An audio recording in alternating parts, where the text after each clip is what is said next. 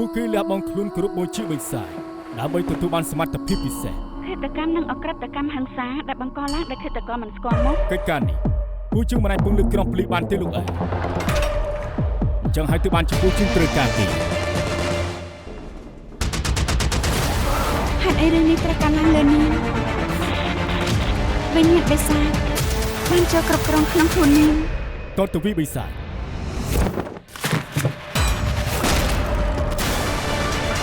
ពួកគេមាននៅជំនួយខ្លួនយើងពួកគេគ្រប់មួយជាបិសាចនឹងបង្ការការរីកដាល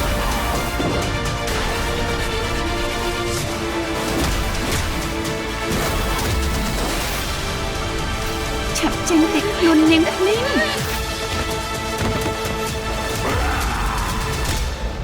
នាងជាមនុស្សមានសមត្ថភាពអាចដឹងពីពួកបិសាចបានឆាប់ក្លាប់ភ្នែកទៅជាសទៅ